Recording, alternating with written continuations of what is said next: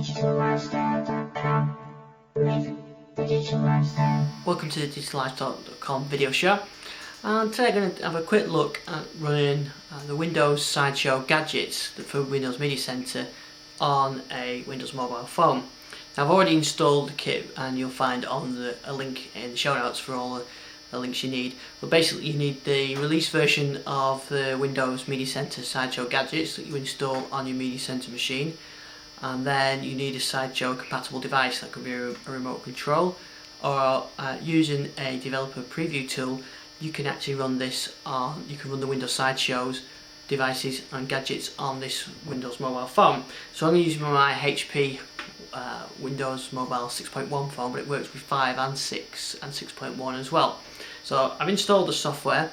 You pair the machines up as you would any Bluetooth, and I'm going to be using the HP Touch Smart, which has got Bluetooth on it. You can't do it over Wi-Fi or IP. It only works over Bluetooth. It only works over Bluetooth at the moment. But I've got these paired up, and then I've got the Sideshow gadgets. So if I go into Windows, I've got some Sideshow gadgets, and let me show you those.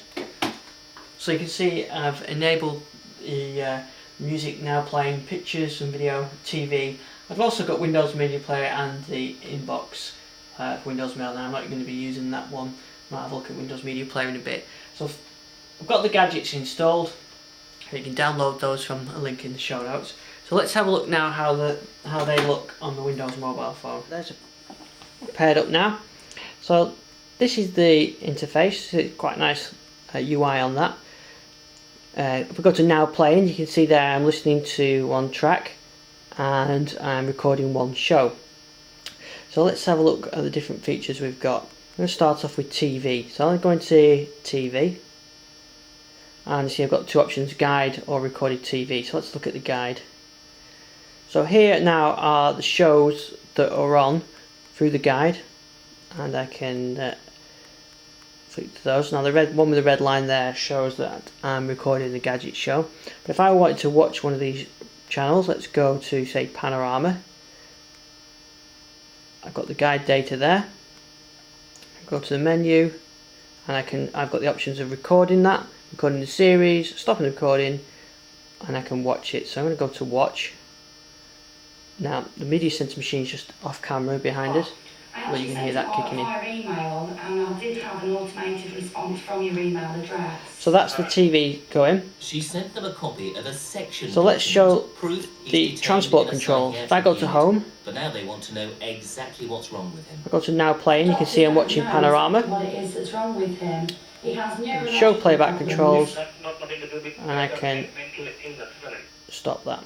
So that's stopped that going now. So that's how you can control Media Center. You see you've got the volume and you've got the other options on there. The menu home. So that's the now playing function. So I go back to TV, and I now go to recorded TV. You can see shows I recorded. So let's select Top Gear. See, it brings down the thumbnail, which is quite nice. Gives you the synopsis from the guide. And then the options that I've got are play, and if I select play on there, with self-loading. that's playing on my TV. 5 out of these 10 have been diagnosed. So I can go home, go to now play. You see I'm watching Top Gear. Worthless and empty. If I can stop that. One thing I've noticed, if I hit OK, it closes up, or it minimises the program. You've got to go home on there. Okay, so that's now playing and TV. I go to music. I go to my music library, albums. I can browse my albums.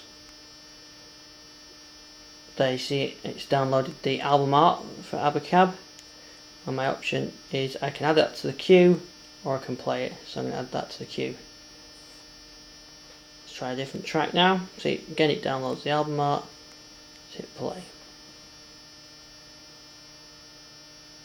Okay. And my the back of the room it's called Media Center is restarting. It looked like it had a problem and it's restarted Media Center, and there's the music going. It's now playing.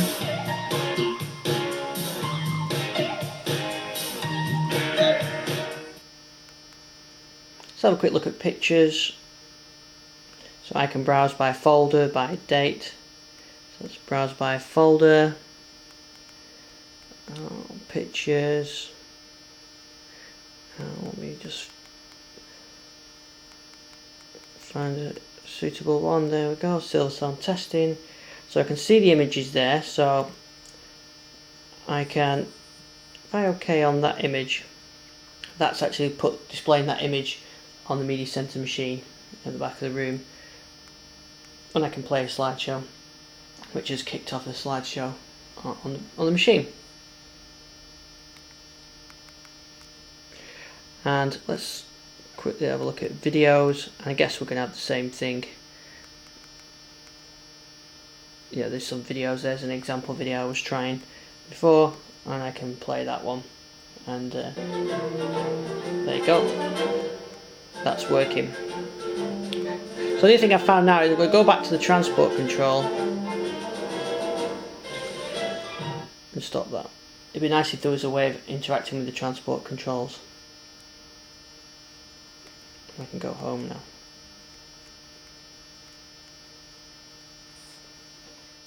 So that was a quick look at Sideshow running on Windows Mobile and Windows Media Center.